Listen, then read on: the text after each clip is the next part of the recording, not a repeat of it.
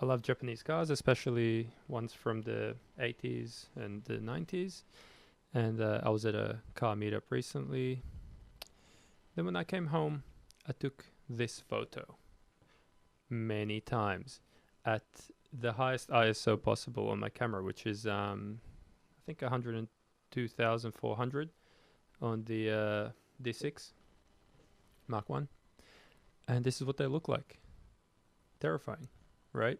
This is atrocious. This is my car just in my front yard, basically. Just past midnight, a few minutes after midnight. So this was pitch black darkness except for one street light up there. Now, what I did essentially was just put this in high drive or whatever it is. Basically where you hold the shutter down and it will just take whatever, about 5 frames a second roughly. And I took, what is this? 1, 2, 3, 4, 5, 6, 7, 8. Well, 7, because this one was just one that I looked at and then started taking. So seven shots all up. So what you do is you shift and select all the photos that you want to use, and then right click and edit in Photoshop. So I opened this in as layers in Photoshop, which then takes you here automatically. It takes a while to load up, so I've already done it beforehand. Now, as you see there, it's basically the same framing, but this is handheld, by the way. Luckily, I'm very strong, so I can hold my camera still, but I brace myself against the wall, essentially. So if I go into 1:1, 100% zoom, you can see, oh, what the hell? All right, you can see that the noise is atrocious, but photo to photo, that noise changes. The car's in the same position, but the noise is changing. So what you do first off is select all of that, go into, because some of them will not be aligned. See, there's a slight shift in alignment. So you select everything, go into edit, auto align layers, and just click OK, because they'll just automatically stretch them out and whatnot. That will take, well, it really depends on your computer. I think it takes like 10 or 15 seconds on mine. And it will do a very good job of aligning all the layers. The reason I've taken 7 or 8 photos there is because then I can take away the ones which don't end up aligned correctly. So let's see. That's fine. That's fine. Fine. Fine. Oh, okay. Yeah, that's great. They're all very well aligned. Now what you do is, with everything highlighted, you turn them into a smart object, which is under layer, smart object, and convert to smart object. Well, I'll have to put some WD-40 on my chair.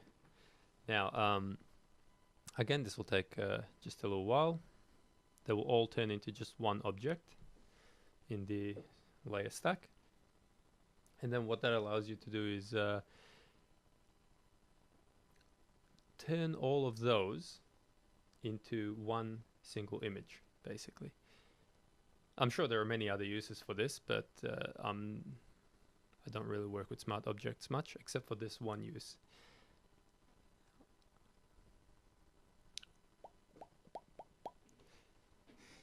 Yeah. I think I took this photo with an 85mm lens. Let's see. Oh, it's already done. Yeah, 85mm f1.2. So 1/60th of a second at f1.2. Normally, 1/60th of a second at 85mm is not a good idea, but I was braced against the wall and exhaling calmly and then just held it down. Now it's all just one image, one big stack. If you go into layer, smart object, and stack mode, you can go through all these. Basically, mean is average in statistics, and median, I believe, is the one that happens most often. Now, we'll select average. So what that will do is the noise is randomly appearing throughout the image from one to the next.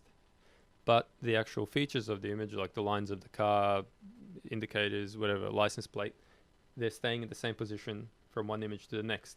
So selecting mean here will average out all those images, and it will keep what is always there and blur out what changes from image to image.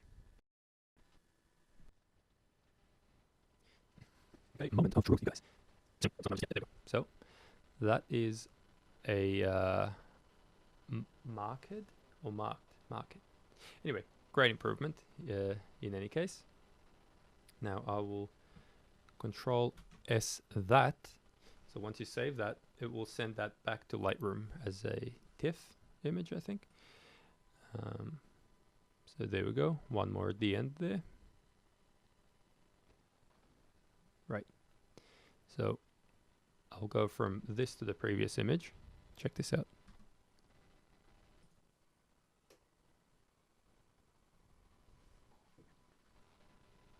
Wow. Yeah, that is night and day. It's as if, I really should have taken the same image at a number of different ISOs to see what I could compare it to, but that's a very, very different image. Look at that. So I'm assuming if you did the same thing with like ISO, you know, whatever, 1600 or something, you could get this to look like it's at ISO 400 perhaps. Yeah.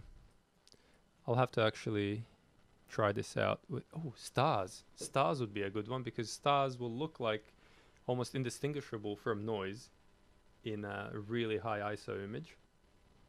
But as the ISO will move around from image to image, the stars won't.